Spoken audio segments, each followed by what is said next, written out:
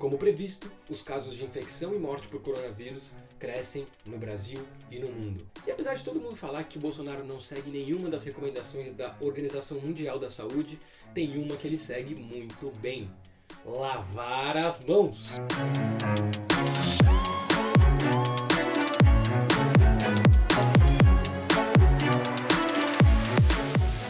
Havia uma expectativa de que o Mandetta, ministro da Saúde e médico, poderia amenizar um pouco o tom do Bolsonaro contra a quarentena. Mas foi justamente o contrário. Quem mudou o tom foi o ministro, que no primeiro momento falou sobre a importância da quarentena e que o sistema de saúde brasileiro entraria em colapso se ela não fosse feita. Mas agora, quem começou a relativizar a quarentena foi ele mesmo.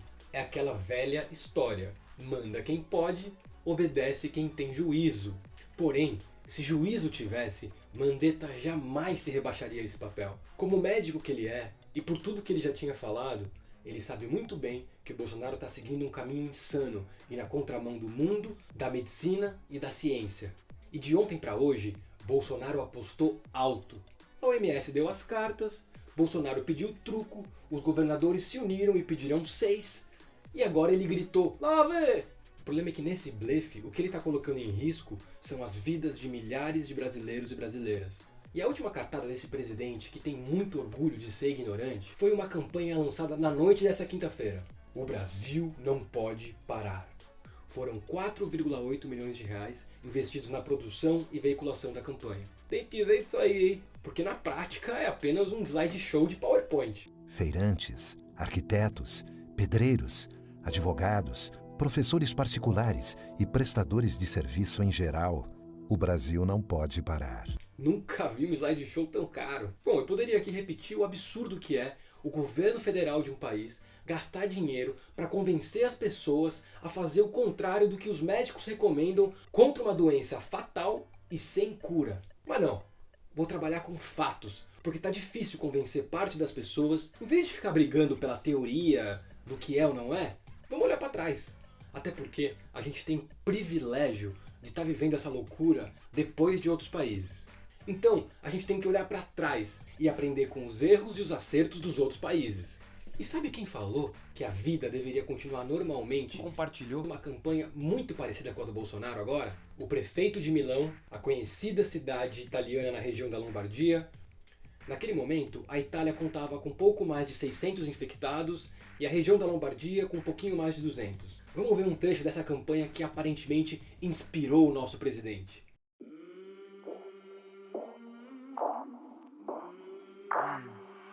I came from the mud. There's dirt on my hands. They sing on a sleepless night. Try to catch me howling at the moon.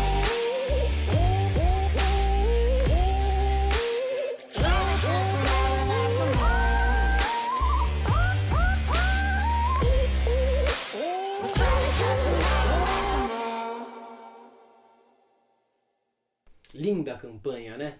Ah, a publicidade e as suas magias. O problema é que agora a mesma região tem mais de 25 mil infectados e quase 5 mil mortos. Já a Itália como um todo está com seu sistema de saúde praticamente colapsado e registrou hoje o seu recorde de mortes nessa pandemia. 919 pessoas morreram. E o chefe do Instituto Superior de Saúde do país afirmou que o pico, tanto de infecções como de mortes, ainda não chegou. Bom, e é claro que o prefeito de Milão, que compartilhou essa campanha "Milão não pode parar", está sendo duramente criticado pela mídia e pelos cidadãos do país. Ontem, ao se defender, ele falou as seguintes palavras: "Ninguém ainda havia entendido a virulência do vírus. E aquele era o espírito. Trabalho 7 dias por semana para fazer a minha parte e aceito as críticas." Pois é. Como desculpa, ele realmente tem a favor o fato de que no fim de fevereiro, nem a Itália nem o mundo tinham a real noção do que era o Covid-19. E o Bolsonaro, o que ele vai dizer quando as mortes começarem a aumentar exponencialmente a centenas? Afinal, o que todos os dados mostram é que a essa altura, a única chance da gente conseguir conter esse vírus é através da quarentena. Existe a chance de acontecer algum milagre que possa mudar esse cenário? Seja um remédio, um tratamento ou qualquer coisa que possa funcionar? Bom, apesar de não ser o que as previsões mostram, Porque tanto para testar um remédio quanto para desenvolver uma vacina leva muito mais tempo do que a gente precisa. Nunca diga nunca, né? Agora, a chance é ínfima, é mínima. E quem quer apostar milhares de vidas numa chance ínfima, quase inexistente? Sim, ele mesmo, o presidente do nosso país. Até porque o brasileiro tem que ser estudado. Ele não pega nada. Tu vê o cara pulando em esgoto ali, sai, mergulha, tá certo? E não acontece nada com ele. E você? Vai fazer parte dos que estão salvando vidas, espalhando informação correta e ficando em casa em quarentena? Ou vai fazer parte dos que daqui a um mês, assim como o prefeito de Milão, vão estar arrependidos e culpados por terem ajudado a espalhar essa pandemia? Diferente do presidente, a gente não pode seguir o que a gente acha, a não ser que você seja médico e está acompanhando todos os dados, pois eles mostram que se o Brasil não parar, como quer Bolsonaro, a pandemia vai ficar incontrolável. E não é só uma questão, como o Bolsonaro e muita gente fala, de só as pessoas mais velhas morrerem. Com os hospitais e as UTIs lotadas, qualquer acidente que acontecer não terá atendimento. Você pode ser atropelado, você pode ter ataque cardíaco, qualquer coisa que acontecer, você vai chegar no hospital e não vai ter atendimento. E lembre-se, diferente do prefeito de Milão, você não poderá dizer que não tinha sido avisado antes. E sim, todos nós sabemos que a quarentena gera uma questão social e financeira muito grave. Mas o que a gente não pode esquecer nessa hora é que todos os outros países também levam essa questão em consideração. E ainda assim, na hora de colocar na balança, ninguém está priorizando a economia antes da saúde das pessoas. E outra, você não escolhe só uma ou a outra. O que você acha que acontece com a economia quando, como na Itália, todos os hospitais colapsam, não tem nem mais caixão para enterrar as pessoas?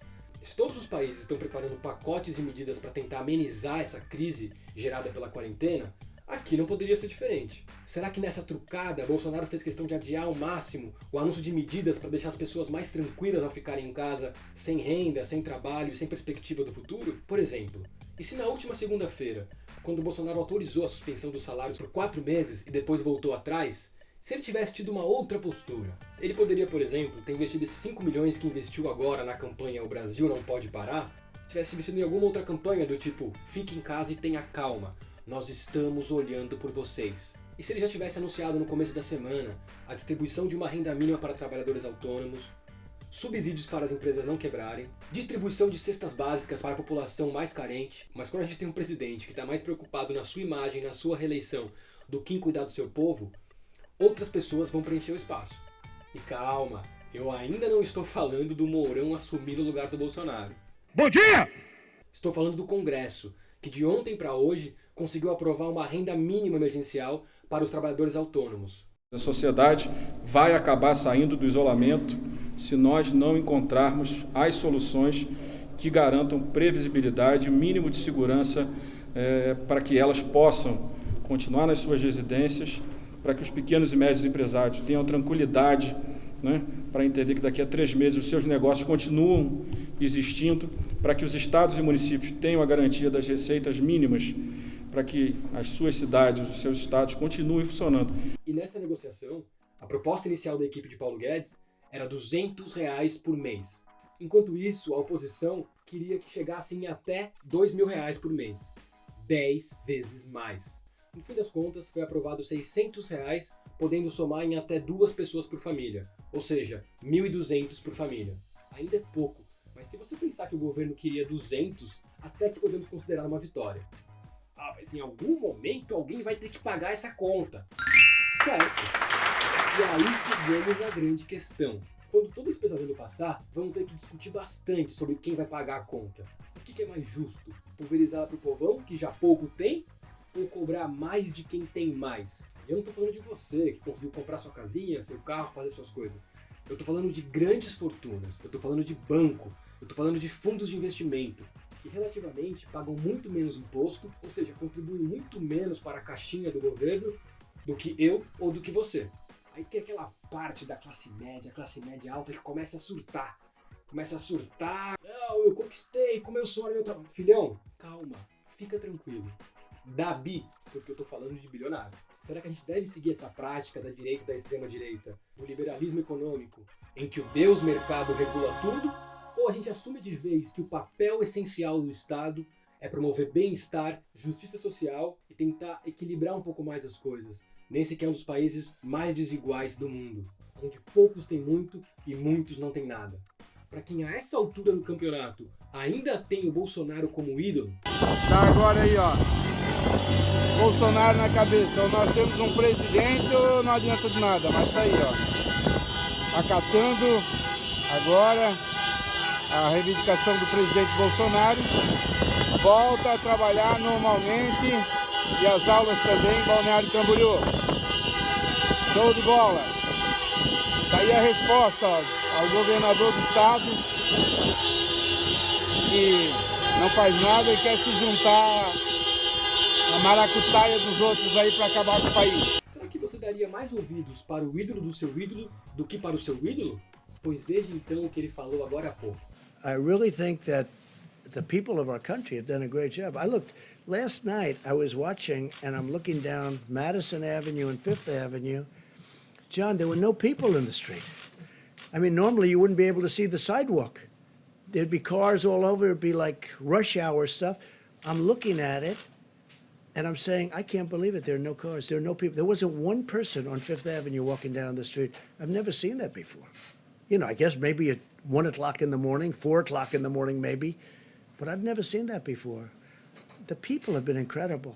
Eu queria dizer que o meu primeiro vídeo teve uma repercussão muito maior do que eu esperava. Isso me fez criar um canal no YouTube e assumir que eu vou fazer vários. Porém, eu preciso de 100 inscritos no meu canal para conseguir destravar algumas funções, como escolher o nome do meu endereço. Então, se você gostou dos meus vídeos e quer me ajudar, se inscreva no meu canal. Deve ter o link em algum lugar no post ou nos comentários.